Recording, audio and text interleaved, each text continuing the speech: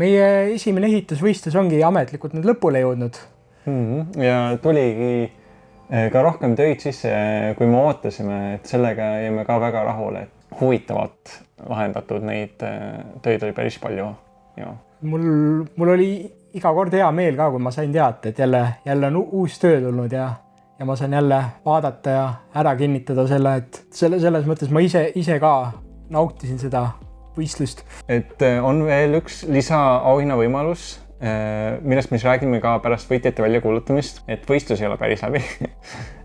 Aga võtamegi ette siis kõik need tööd, mis meil on esitatud ja anname ka väiksed kommentaarid siis.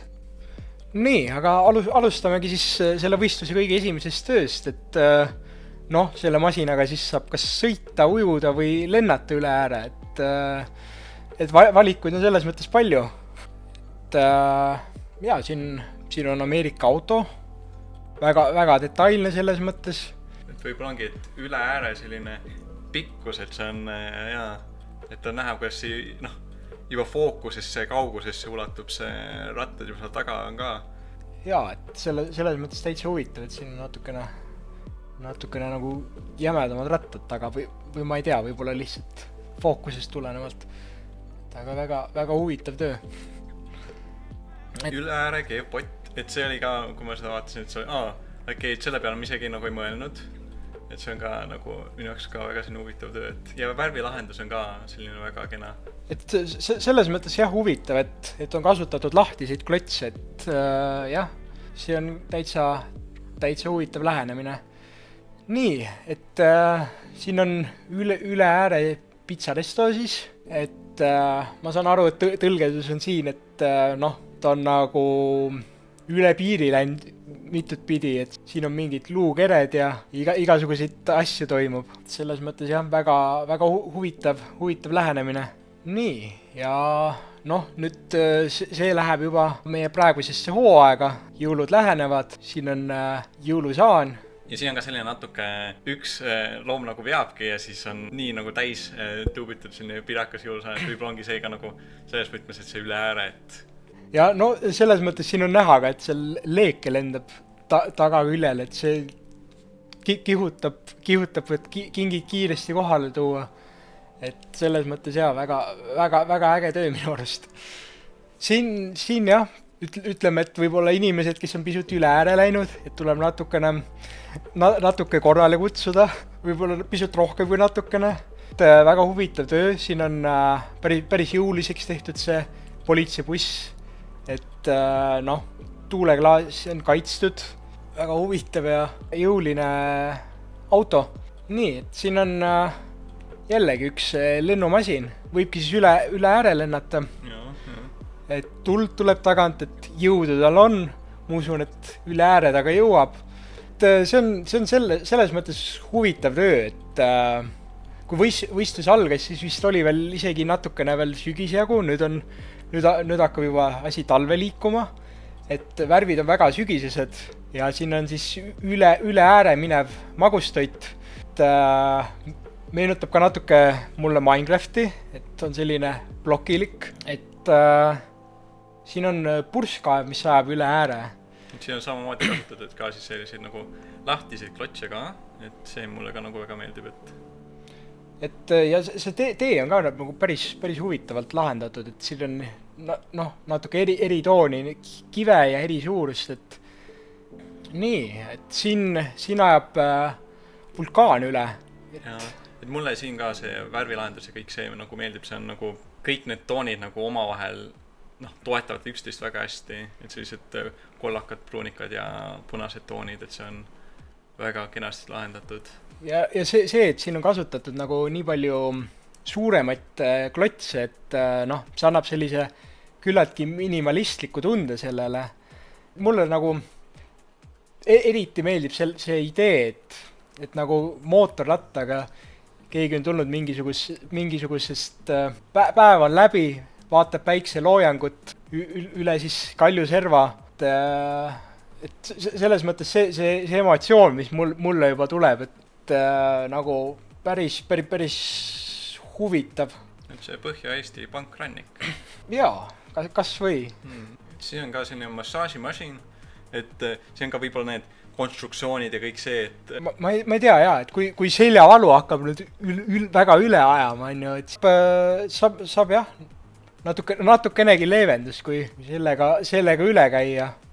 Et selle töö juures mulle tohutult meeldib see, et siin on väga palju mõeldud ka, et kuidas seda nagu visuaalselt, kuidas see foto saab nagu hästi huvitav teha, et siin on ka kas mingi päikseloojang või päiksetõus või... Et on kasutatud sellist ilust nagu sellist backlight'i, sellist mõnusat sooja tooni.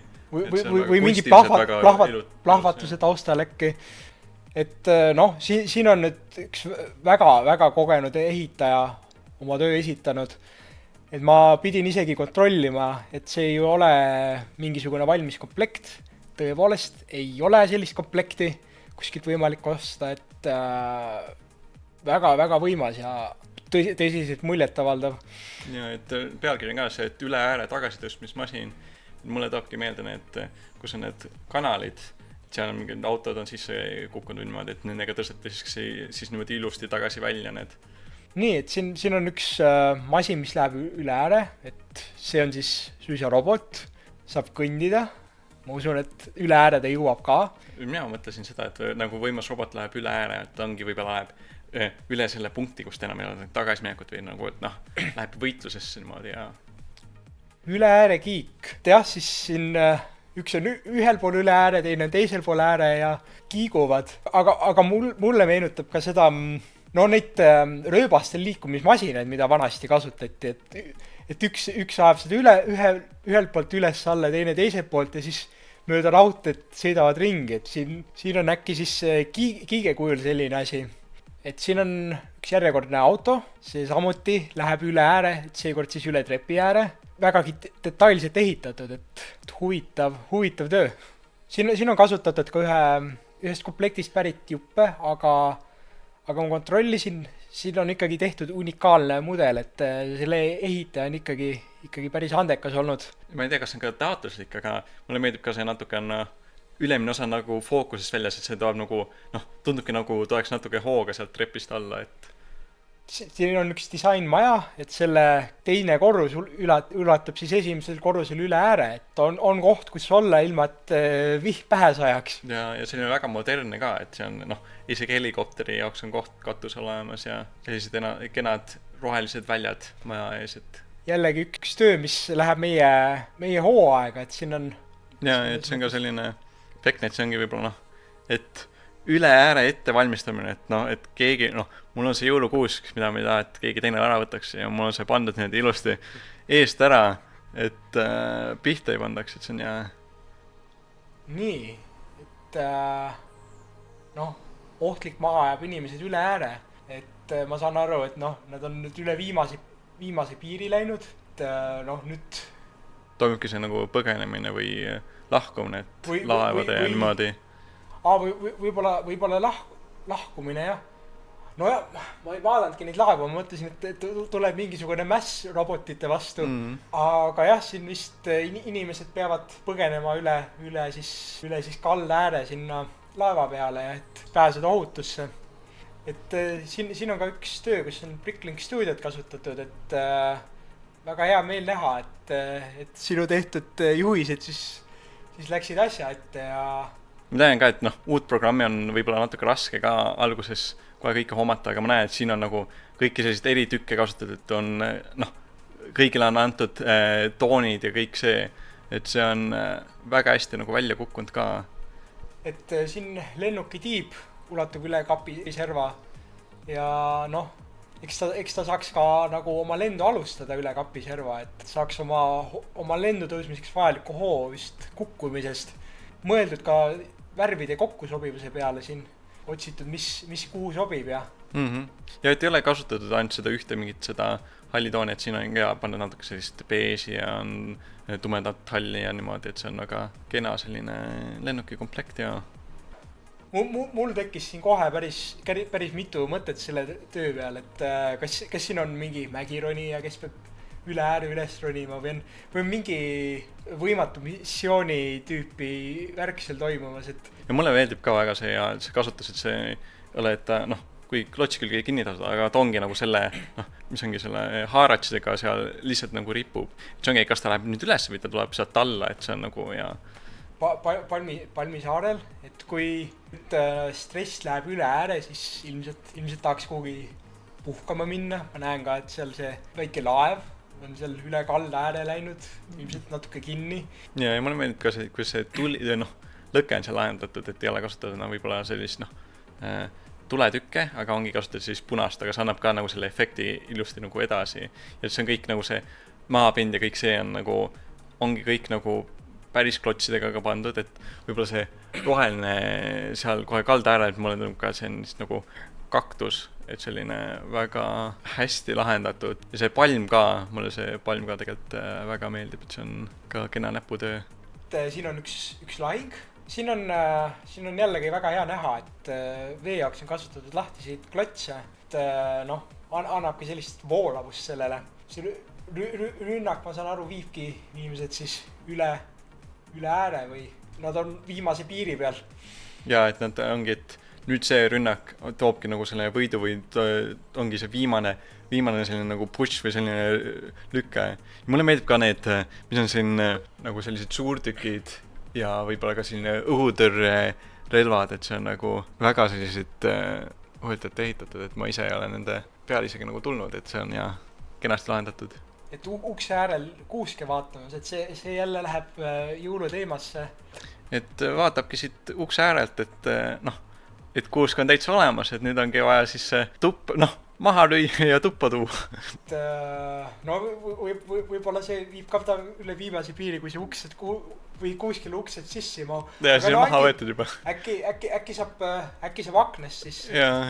Et ma usun, et kui vaja, siis ta tuppa jõuab ilusti. Nii, ja see on siis kõige viimane meie võistlusel esitatud töö.